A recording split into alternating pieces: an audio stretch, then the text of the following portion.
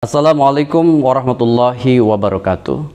Alhamdulillahirabbil alamin. Shalatu wassalamu ala asrofil anbiya'i wal mursalin wa ala alihi wa sahbihi ajmain. Amma ba'd.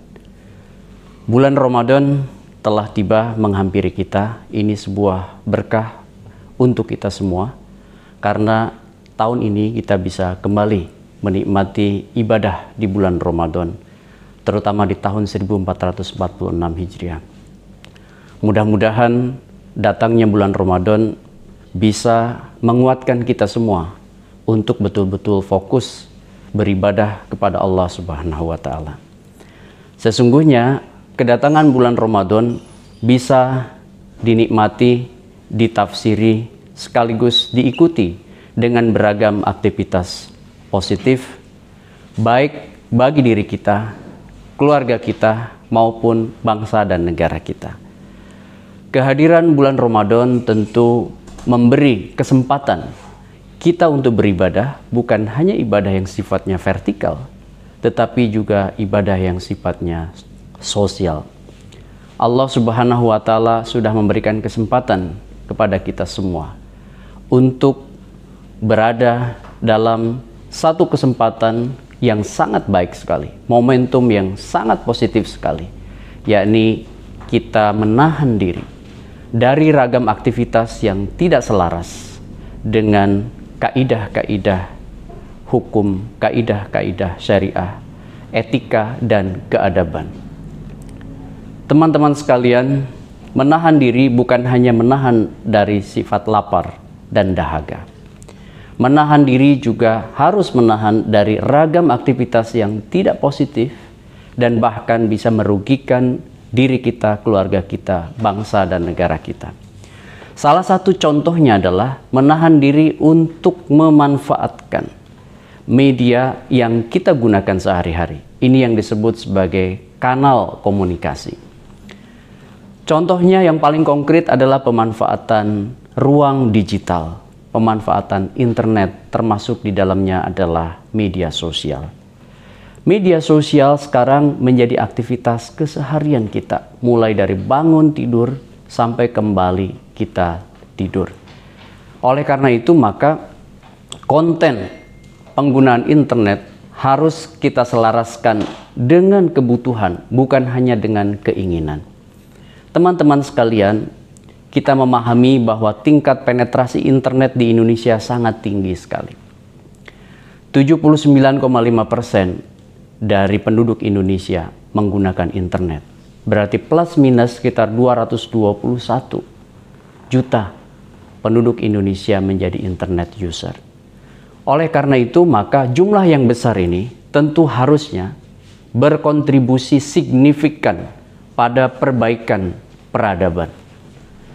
Dan kita sama-sama tahu bahwa dalam penggunaan internet kita perlu membaca dengan cermat, perlu mengkomparasikan dengan bijak. Kenapa? Karena sumber informasi itu harusnya kemudian kita verifikasi. Bukankah Allah Subhanahu wa Ta'ala sudah menekankan untuk iqra, membaca? Karena membaca itu bukan hanya sekedar membaca teks, tetapi memaknainya, kemudian mendalaminya, sekaligus mengkomparasikannya, memverifikasinya. Sumber-sumber pengetahuan sangat banyak, termasuk juga di dalam keberadaannya di media sosial. Media sosial penuh paradoks. Makanya kemudian ada 3 perspektif yang kerap kali memaknai bagaimana internet user menggunakan platform mereka. Ada utopian perspektif, ada dystopian perspektif, dan ada teknorealism perspektif. Utopian memandang bahwa penggunaan internet ini akan sangat positif. Contohnya adalah digunakan untuk dakwah, digunakan untuk pendidikan, bahkan mungkin untuk membangkitkan yang disebut dengan social movement, ya, atau gerakan sosial untuk perubahan. Tetapi tidak banyak juga yang kemudian melihat, ya, penggunaan media sosial ini bisa negatif kalau kemudian penggunaan sosial medianya tidak terarah untuk arah yang baik, untuk arah yang benar, untuk arah yang tepat. Oleh karena itu maka penggunaan internet, contoh untuk misalnya cyberbullying, doxing, ataupun hate speech dan lain-lain, itu tentu akan merugikan bukan hanya diri seseorang, keluarga seseorang, tapi juga bahkan bisa memporak-porandakan sebuah bangsa dan negara dalam keberbedaan yang sulit disembuhkan. Yang ketiga, teknorealism perspektif tergantung pada penggunaannya untuk apa dan oleh siapa. Oleh karena itu maka kita harus selalu saling mengingatkan, karena waktu itu sangat terbatas, waktu itu temporer. Allah Subhanahu wa Ta'ala sudah mengingatkan, wal asri, demi waktu. Dan waktu itu berarti sangat penting sekali. Innal insana lafi husrin, sesungguhnya manusia itu dalam keadaan merugi. Ilal ladina amanu, kecuali orang-orang yang beriman. Ilal ladina amanu wa amilus solihat, dan yang beramal soleh. Itu yang beriman dan beramal soleh, itulah yang akan selalu menyelamatkan keberadaan kita. Wa tawassaw bil haq, yang saling mengingatkan dalam hak atau kebenaran. Wa tawassaw bis sabr, dan saling mengingatkan dalam kesabaran. Nah, inilah yang penting sekali bagi kita semua, bahwa kita harus memanfaatkan waktu secara baik, efektif, tepat guna, tepat sasaran.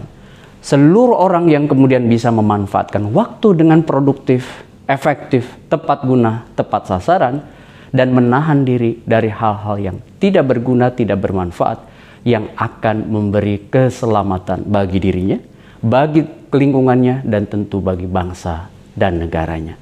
Wallahul muwafiq ila aqwamit thoriq, wabillahi taufiq wal hidayah. Fastabiqul khairat. Assalamualaikum warahmatullahi wabarakatuh.